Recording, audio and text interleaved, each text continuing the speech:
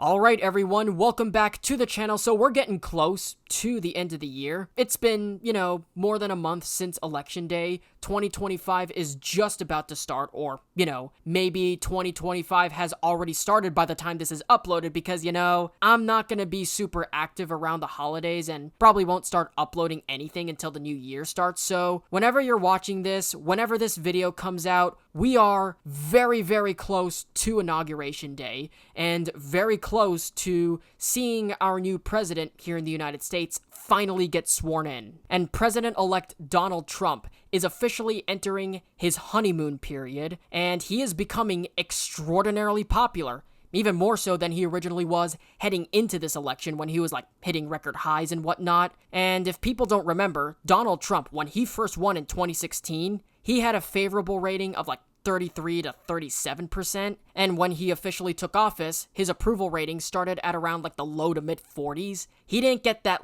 honeymoon period that people like Obama in 2009 got when he was seeing approval ratings into the mid to high 70s, or what Bush and Clinton before him got. Usually presidents historically start off with a very, very high approval rating. He didn't exactly see that, although I would note, during most of his presidency, he was wildly more popular than Joe Biden was at some of his better moments, just so we are aware. But Trump never really had a true honeymoon period, and part of that is polarization. Donald Trump is one of the most controversial presidents that we have ever had, and obviously the nation is more tribalized than it ever was. But already from the get-go, Donald Trump, this dude now has a disapproval rating of just 40%. This dude won. He won big. The American people are starting to see that now, and he's going to take this off. And when you look at some of the approval ratings in a lot of these polls, even in the transitional ones, there was this poll that I just saw out from this morning that gave him a 20 to 30% approval rating of the transition, which kind of runs contrary to the legacy media trying to say oh no, he's filling his cabinet with what they believe to be unqualified or crazy people or people that are compromised because, he's not hiring or staffing his administration with those same neocons that he put on his initial cabinet back in 2016. They're still trying to go after Hegseth. So now that we pretty much know what the cabinet is going to look like, since I made all my cabinet videos, Marco Rubio, Pam Bondi, RFK Jr., DOGE, Gabbard, Hegseth, etc., Carrie Lake even. So we got the cabinet out of the way. Now I think it's time that we finally predict what Donald Trump is going to do in his second term and essentially create a wish list on what he should do in his second term, at least for the first 100 days, and that's what we're going to be doing today in this video. Now, attempting to restore the United States to some guise of order, both domestically and in foreign policy ways, is going to be a gargantuan task. Even if they were, experienced and well-meaning, I would expect that they would get a relatively limited amount accomplished, especially early on. We've already mentioned the honeymoon period. In addition, there's also a process of trying to get all your cabinet picks to be confirmed. That requires a Senate confirmation. We're not entirely sure if all of them are going to get confirmed. We know for sure Matt Gaetz wasn't going to get confirmed. That's the reason why he dropped out. Hegseth at least is holding his ground, which I do, in fact, appreciate. It's not going to be easy for him to get confirmed, although I do see it realistically happening. Rubio would be approved, Gabbard would be approved, Kash Patel, I believe, would be approved quickly, so I don't think there's going to be any concern for those people. So once we get the cabinet out of the way, that's when we start building the agenda and getting things accomplished. So hopefully in that first 100-day period or the first 90 days period, something like that, the first few months of the presidency, he focuses on a few number one fairly simple things to do. So things that barely take any effort or very little time and or planning, and then lay the foundation for a prolonged and verbose campaign of reform. There are things that he can do right away, immediately after he says his oath on Inauguration Day. For example, one of the first things that he should do, and this is something that is confirmed as he has mentioned this, I believe in the Joe Rogan podcast, if I remember correctly, the first thing he should immediately do after he says his oath, and I hope that's the first thing he announces in his inaugural address, is free Ross Ulbricht, the creator of Silk Road.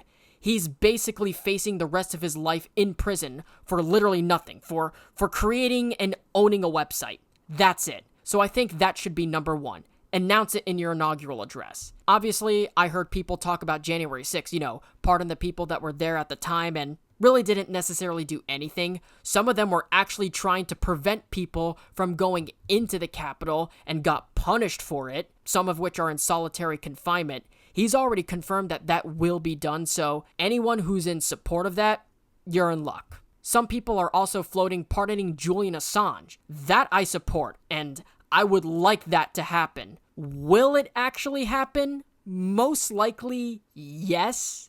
Do I expect it? Not necessarily. I think you might see, a rolling back of the US government's effort to extradite him and things like that, but we'll see what happens. I don't expect that to happen, but still, I wouldn't be surprised if it does actually happen.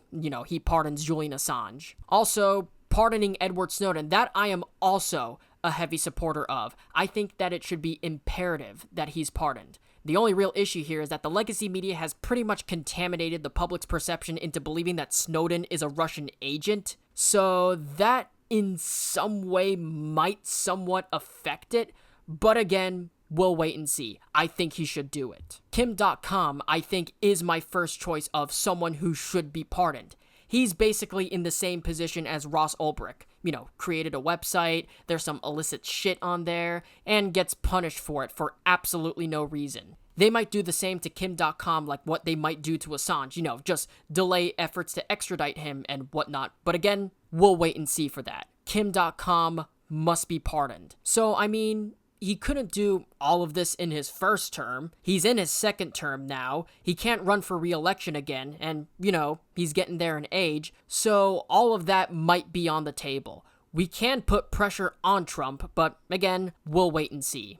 Another thing, immediate executive action to open up drilling, to remove us from the Paris Accord, to get back to work, getting fuel, getting oil, getting gas, making us energy independent. That is something you should announce in your inaugural address. Announce in that speech that we are completely and fully energy independent. This would not only boost the economy, but it will also have wider reaching implications for GDP as well. You lower the cost of fuel, you're lowering the cost of other things as well, and it will also incentivize us to invest in other forms of energy as well, like wind, solar, and especially nuclear energy. He must invest heavily in nuclear energy. It is one of the safest, cleanest, and most realistic and efficient energy source for the future of not just our nation, but also for the world at large. The radioactive elements used for nuclear energy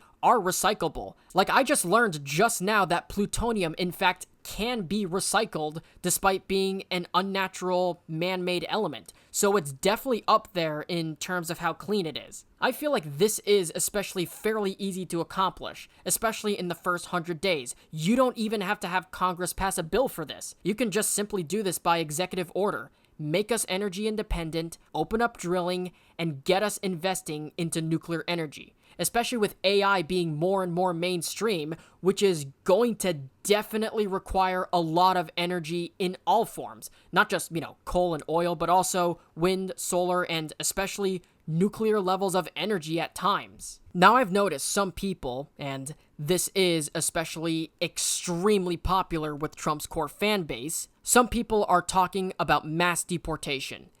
That would require a considerable amount of planning and especially money, and probably a preemptive and precautionary legal strike on sanctuary states and cities and whatnot. Otherwise, it's not going to work too well, and it will end up being a complete and total clusterfuck at the end of the day. What Trump could end up doing is wading into a situation where he's unable to win or he can't deliver enough for the people that support it, while also antagonizing the people that oppose it. Like, if nothing is passed about it, it could potentially lead to a government shutdown like what we saw with the wall back in 2019. So something to the level of that needs to be very well planned. That cannot be accomplished in 100 days, and it most likely won't be accomplished within a year. You can definitely set the foundation for it. You can get people together and say, okay, you know what? Logistically speaking, we need to set things up before we, move on and actually make sure to see that this works correctly. So he needs the full support and to be able to work with people like Holman, Noem, and Miller to get something like that to work correctly. Otherwise, if it doesn't, it will backfire and blow up in your face. I'm not saying that it's not going to happen, and in fact, I heavily support this move, bigly. I'm just saying that it's going to be extremely hard, if not impossible, to get something like that done on day one, let alone the first 100 days of the presidency. Also, here's another thing, and this right here is especially important. Trump should immediately convene a group of people, including and especially Elon Musk. He must be on board and involved with such an effort. Joe Rogan is another person he should bring on. Ramaswamy would also be a good choice as well. Elon and Vivek both. I think it's imperative that DOGE is involved, at least in some way. You can even put Andrew Tate and Aiden Ross in that list too.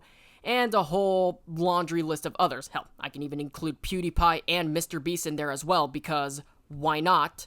Get them all together and try to figure out ways on what you can do regarding free speech on the internet. For instance, see what you can do to help reform Section 230. Now, my proposal for that, effectively, and Trump did echo this on Joe Rogan, and JD Vance is especially a big proponent of this, which is, yeah, you can be a platform or you can be a publisher, but you're not supposed to be both at the same time. If you are a publisher, you can editorialize and moderate everything on your site all you want, but you're responsible for anything posted on your site. If you are a platform, however, then there are limited availabilities for you to actually police content. Unless it's like, flat out illegal, libel, slander, or it's non-speech, so botting, spam, things like that. In fact, I think there should be a law. Once social media platforms reach a certain number of users, they must abide by First Amendment rules. That sounds perfectly acceptable, properly framed, straight to the point, and built perfectly for the American people. I can't even imagine that they wouldn't generally support that. It could even get bipartisan support as well. That's important.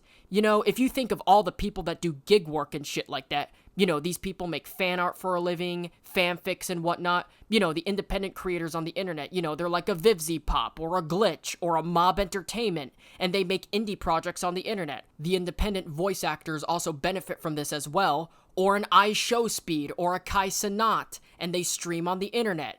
Their social media accounts, all the apps they use, and the sites they use, everything electronic and human communication is completely important to them to continue their work. And this also, by the way, segues straight into another completely different issue that he should tackle right away that is tied into this. Please reassure all Americans and let them know that you're not going to go after their gig work and all their online businesses and do what the Biden administration wanted to do and try to force people like me and others to unionize simply because we make or want to make money on the internet or something like that. Any form of self-employment that is online and utilizes the internet. I also have a feeling that he will move fairly quickly to reinstate the GOP tax cuts from late 2017 and expand upon them, and probably to improve it more than it already is now. Like, for instance, we've got the child tax credit expansion that was originally proposed and promoted by Vance. He has convinced Trump to support the idea, and it seems like he's in favor of that as well. So it appears that it can be done fairly quickly. Like, if you've got both the House and the Senate, you've already got that whole trifecta controlling both chambers of Congress and the executive branch. I cannot realistically imagine the average Republican would be against it. Like, yeah, on some issues, they'll get a few cuck rhinos every now and again. Like, if they tried to roll back gun control laws, like people like Dan Crenshaw, Lisa Murkowski, or John Cornyn would vote against it. However, taxes are not that very popular amongst the GOP voting base. Any extension of tax cuts or any increase thereof is going to automatically be popular with most constituencies in the states that those people represent. I obviously live in a very anti-tax state. Like, come on. We have no state income taxes here. So I do have a hunch that Trump will be able to get that passed without too much effort or any issues whatsoever. One thing he's also hindered to, and he really hasn't been talking about it as much as he used to, but still does every now and again, is again going after the ACA, repeal and replace sort of thing. I think that's a dead issue at this point. It's one that I don't think should be, but for the most part, it presumably is, at least thus far. I think there are much better issues and much more important things that he can do, at least in the first weeks in office. Again, get a few very quick and easy W's, especially the really important ones that you can do right after your oath. Pardon Ross Ulbricht, pardon Assange, pardon Snowden, pardon Kim.com, and some of these other things that you can do right away. The drill baby drill thing. This is all shit that you can announce in your inaugural address. And then, once you did what you could on day one, and for the first 100 days, set up and lay the groundwork for a longer-term campaign. Also, the 250-year anniversary of the United States that is coming up next year, Trump is going to get to reign over that next year, and he's planning like a year-long free-for-all festival from every state invited to set up like sanctuaries, statues, little carnivals, and showcase technology, innovation, history, and tourist wares, and all sorts of cool fucking shit there. That right there sounds like such a cool idea, especially with all the people from around the world coming over to see the World Cup, which will be happening on that same exact year. Great American State Fair, I think it's called. I'm probably going to go up to Iowa when that happens, once that officially opens up. You can find me by the Florida Sanctuary, drinking orange juice, and riding an animatronic alligator, doing all sorts of Florida man shenanigans, I suppose, or something like that.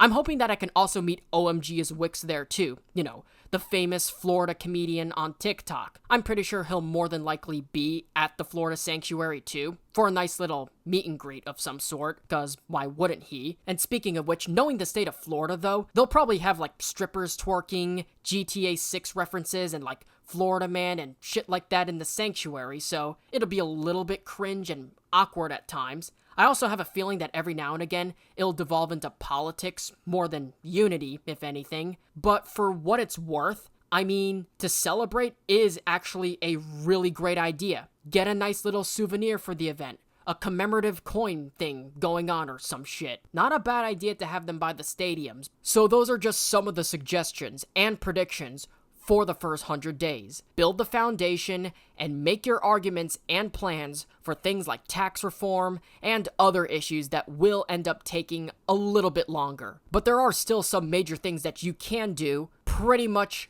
immediately. Everything else will require more convoluted planning, especially knowing, and we obviously do, the uniparty establishment, including some members of Trump's own GOP, do not like him. We're already seeing it with some of the obstruction of his cabinet, for instance, especially against people like Pete Hegseth. They want him to leave his second term as president, probably have already been impeached for the third time, once they have enough votes in the House, obviously. Usually the incumbent president's party that controls the White House. Typically, they'll lose the House of Representatives in the midterms. That's been a pattern for at least as long as I've been alive. So everything else obviously requires more intricate planning. For energy, for tax relief, the border, you should still be able to succeed upon the GOP majority fairly easily there. And if you obviously have the time, do a little bit of trolling. Continue the old tradition of mean tweets, because it'll be amusing.